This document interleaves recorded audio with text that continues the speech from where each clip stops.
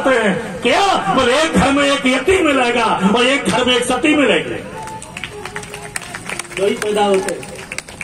कोई घर झांक करके देखना, उस पूरे घर में एक यतीम मिलेगा। यती जानते हो महात्मा? तो कहीं न कहीं उस देवरानी जेठानी में कोई एक सती मिलेगी। तो 3 समारत देश का संत सती असुर और 3 बेगारत देश का कायर उल्टा और क्रूर। ये हिंदुस्तान था। तो अपने को साधारण समझे हो? तुम तो धरा की धरोहर हो। अगर तुम अपने में उतर आओ तो प्रकृति झूम जाए। तुमने सुने नहीं निरोधा की कहानी? अपना पति कोड़ी मिल गया, कोड़ी, अब कोड़ी मिल गया, गंगा स्नान करने के लिए जा रही थी। तो जब रात को कोड़ी ने वैश्या का घर देखा तो पत्नी से कह रहा है, ए सुनो, हम इस वैश्या के यहाँ रात रुकेंगे। पत्नी ने सोचा है ये पति की इच्छा कैसी? बोले वैश्या के यहाँ रुकेंगे। तो उसने बैठाला पति को और वैश्या के बर्तन धोने लगी। वैश्या ने कहा आप कौन है? बोले मैं फला की पत्नी हूँ। बोले बर्तन क्यों धो रही? बोले हमारे पास आपको देने के लिए कुछ नहीं, मेरे पति आपके साथ एक साथ रहना चाहते हैं एक रात। बोले आप कौन है? बोले मैं उनकी पत्नी हूँ। वैश्या चौंक गई। रात भर पति रहा। सवेरे पति को कंधे पर बिठाकर गंगा स्नान के लिए ले जा रही थी। उधर से स्नान करके एक साधु आ रहा था, उसका पैर छू गया।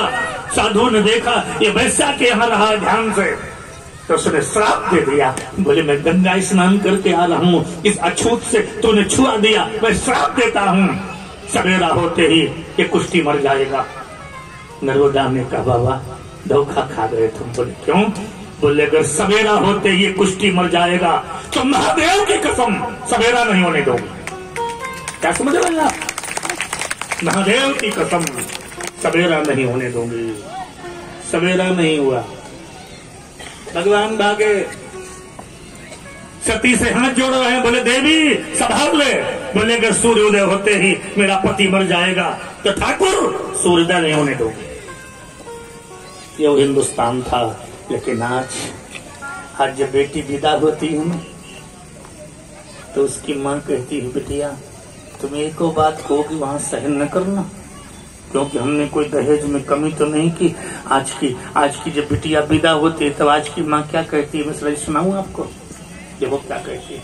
लेकिन तुम न सुनाना ये बात, हम केवल हम सुनाए देते हैं। जब तुम बिटिया को सुनाने लगो अपने, ये न करना।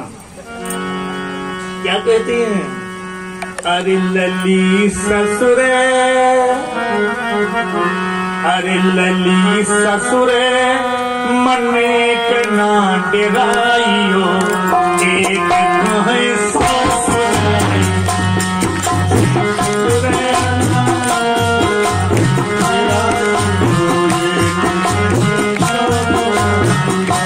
अरे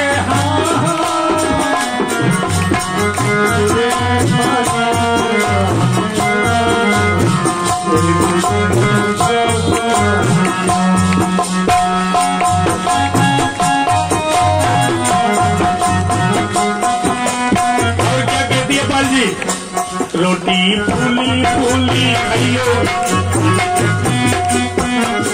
चूल्हे चौका कदम जाइयो।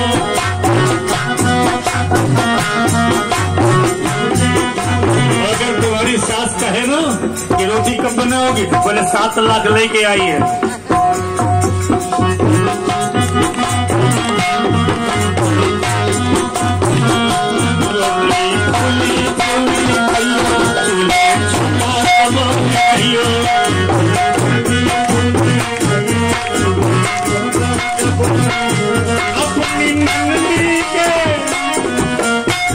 ननद जानते हो? नहीं जानते? ननद कैसे कहते मालूम आपको?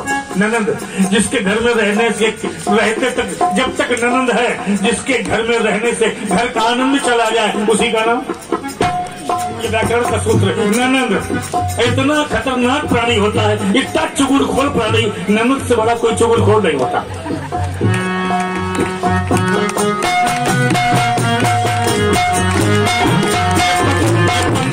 ये 15 दिन के लिए अगर जाए तो बिना आगे लगाए चलिए।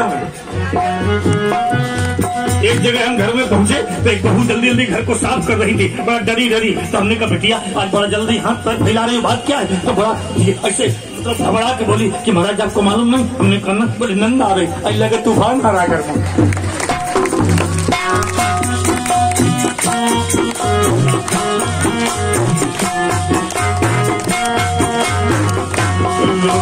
फूली फूली खइयो, चूल्हे चौका कब्र में गइयो।